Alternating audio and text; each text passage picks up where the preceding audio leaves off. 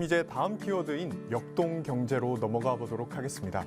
청장님, 최근 산업 구조와 대내외 경제 변화를 반영한 경제 통계 생산에 대해서도 고민이 많으실 것 같습니다. 이와 관련된 통계청의 계획은 무엇이 있을까요? 네, 우리 통계청이 역동 경제를 지원하기 위한 방법은 크게 세 가지로 저희가 생각하고 있습니다. 첫 번째로는 기업에 대해서 직접적으로 도움을 주는 지원이 있을 것 같고요. 두 번째는 신속한 경기 상황을 파악할 수 있도록 하는 것, 마지막으로는 사회 이동성을 좀 더 확대하는 것, 어떻게 하면 뒷받침할 것인가 관련된 내용 세 가지인데, 우선 기업 지원과 관련해서 좀 말씀을 드리겠습니다. 작년에 저희들이 기업과 여러 가지 간담회를 했습니다. 기업들의 많은 의견 중에 하나가 기업이 해외로 나갈 때 필요한 통계를 구하기가 굉장히 어렵더라. 그거를 통계청에서 도와줄 수 있느냐라는 질문이 많았습니다. 그래서 저희들이 다른 나라 해외 통계청과 협력을 해서 그분들과의 네트워크를 통해서 기업이 원하는 통계를 찾아주는 노력을 지금 시작을 했습니다. 기업들의 어려움을 해결해줄 방안에 대해 고민하고 계시는 모습이 인상적인데요. 청장님, 그러면 해외 진출에 필요한 데이터의 종류와 양은 어떻게 파악하고 계신가요? 예, 저희가 해외 진출에 관심 있는 기업들과 관련해서 무역협회라든지 중견기업연합회라든지 이런 협회를 통해서 연락을 하고 있습니다. 상시적으로 수요를 받고 있고요. 이를 통해서 그 기업인들이 알려주시면 저희들이 최대한 네트워크를 통해서 찾아서 전달해 드리려고 합니다. 기업들의 해외 진출과 더불어 수출을 지원하는 부분도 고려하고 계신 것 같은데요. 네, 맞습니다. 기업들이 수출과 관련해서 얻어진 정보를 우리 통계청에 있는 정보랑 결합을 하면 새로운 시너지를 효과를 나타낼 수 있는 통계가 나올 수 있습니다. 예를 들면 우리나라 기업에 대한 모든 모집단 데이터셋이 저희 통계청에 있습니다. 이 통계청 자료에다가 관세청이 갖고 있는 수출입 정보를 결합을 하면 여러 가지 시의성 있는 통계가 나올 수 있는데요. 예를 들면 어떤 특성을 가진 기업들이 수출을 더 잘할 수 있을까? 이런 질문에 대한 답도 여기서 찾아낼 수 있을 거라고 생각합니다. 청장님, 다음으로는 신성장 산업이 경쟁력을 확보하기 위한 방안도 검토 중이라고 알고 있습니다. 이에 대한 구체적인 설명 부탁드리겠습니다. 네, 어떤 산업의 실태를 파악하기 위해서는 분류 기준이 필요합니다. 이 분류 기준에 따라서 저희가 통계를 조사하고 있는데요. 신성장 산업에 대한 실태를 파악하기 위해서도 산업 분류가 필요합니다. 저희들이 산업 분류는 크게 두 가지가 있는데, 하나가 표준 산업 분류, 하나가 특수 산업 분류입니다. 이게 무슨 말이냐면, 예를 들어서 책을 갖고 설명을 드리면 책을 어떤 곳에 분류를 하기 위한 기준이 있습니다. 이게 표준 산업 분류랑 같은 건데요. 하지만 가끔 저희가 도서관에 가보면은 저자나 시대에 따라 특별히 별도로 모아놓은 그런 전시장을 볼 수 있습니다. 이런 것 같은 것이 바로 특수산업 분류입니다. 이러한 특수산업 분류는 CCU에서 이산화탄소와 포집 저장과 관련된 통계라든지 마이스, 전시산업과 관련된 거에는 굉장히 중요한 기준이 될 수 있습니다. 이러한 특수산업 분류를 저희가 좀 더 자주, 더 자세하게, 더 많이 만들어서 결국에는 우리 신성장 산업을 지원하는 데 도움을 주고자 합니다. 청장님, 한편 경제 성장률과 물가 상승률에도 큰 영향을 주는 민간 소비 중에서 서비스 비중이 크게 증가하고 있는 것으로 알고 있는데요. 최근에 소비 지표를 개발하기로 한 이유가 무엇인지 궁금하고, 그 개발 과정에서 어떤 변화가 예상되는지 궁금합니다.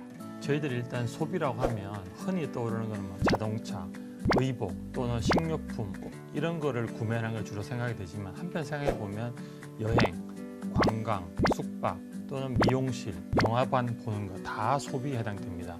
하지만 저희 통계청에서 만들어내는 통계는 주로 매달 나오는 것에서는 앞서 말씀드린 물건과 관련된 소비에 대한 통계를 산업발전동향에서 저희가 제시를 하고 있습니다.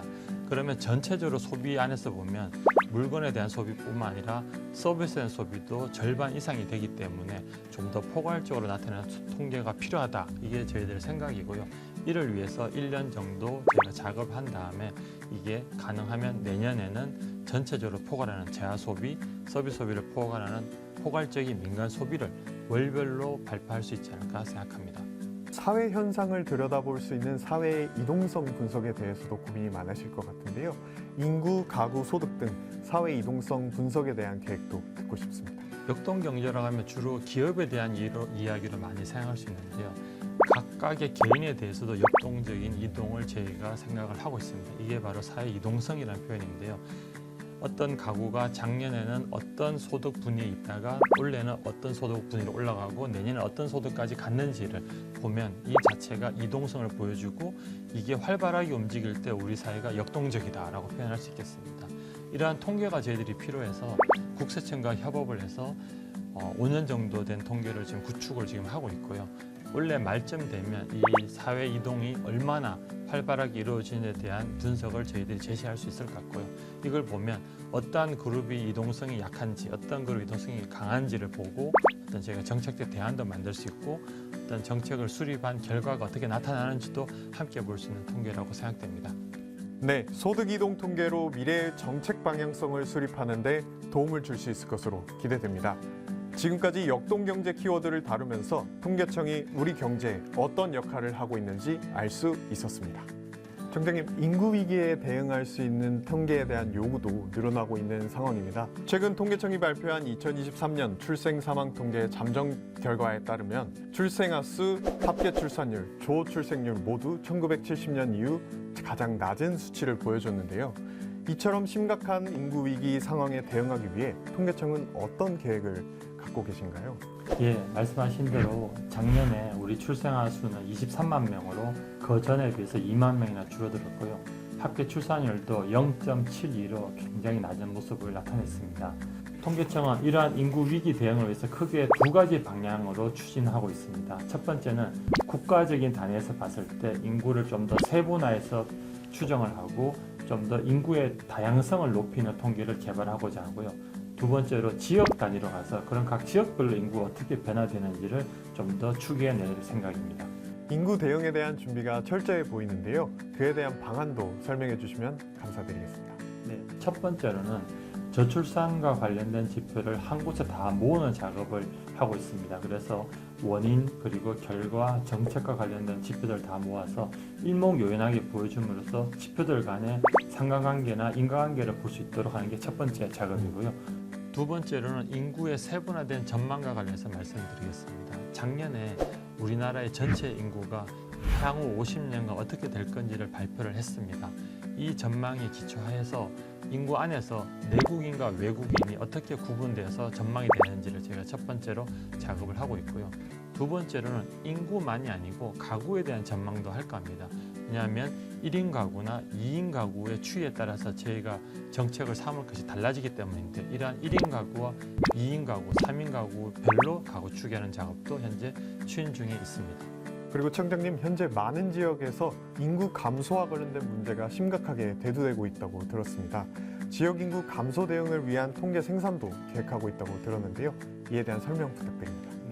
올해는 시도, 광역시별로 어떻게 되는지를 저희가 전망을 해 나갈 거고요.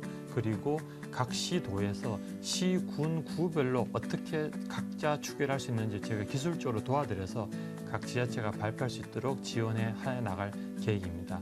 그리고 마지막으로는 우리 통계청과 각 사회에 보면 여러 가지 인구와 관련된 지표들이 많이 있습니다. 이 지표를 지역별로 모았을 때 그 지역이 인구의 모습이 어떻게 되고 있는지 다른 인구 감소 지역과의 평균값과 비교했을 때 어느 정도 가까워지고 있는지를 볼 수 있게 되게 함으로써 각 지자체가 각자 어떤 대응해 나갈지 찾아가는 실마리를 드리려고 하는 것도 추진 중에 있습니다. 네, 여기까지 인터뷰가 마무리됐는데요. 청장님, 오늘 나눈 대화의 핵심을 한 문장으로 정리해 주실 수 있을까요? 네, 올 한 해 통계청은 국가 정책을 뒷받침하고 국민과 기업의 미래 설계를 지원하는 것을 핵심으로 하고 있습니다. 이를 통하여 국가 정책이 보다 나은 방향으로 나아갈 수 있도록 밑거름이 되고 국민과 기업이 보다 나은 미래를 위한 의사결정을 할 수 있도록 통계를 적극적으로 개발해 나가겠습니다. 오늘 청장님과 나눈 대화는 통계청의 2024년 업무 계획을 알리는 데서 그치지 않고 청장님께서 그간 통계청에 근무하시며 느낀 소회도 들을 수 있는 소중한 시간이었던 것 같습니다. 마지막으로 청장님께서 국민들께 준비한 말씀이 있으시다고요?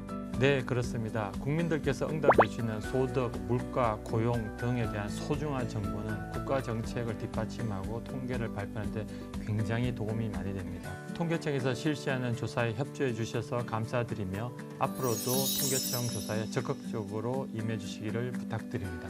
아울러 통계청 유튜브 채널을 구독하시면 보다 더 다양하고 유용한 정보를 확인할 수 있겠습니다.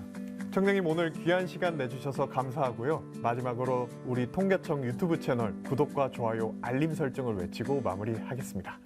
구독과 좋아요, 알림 설정.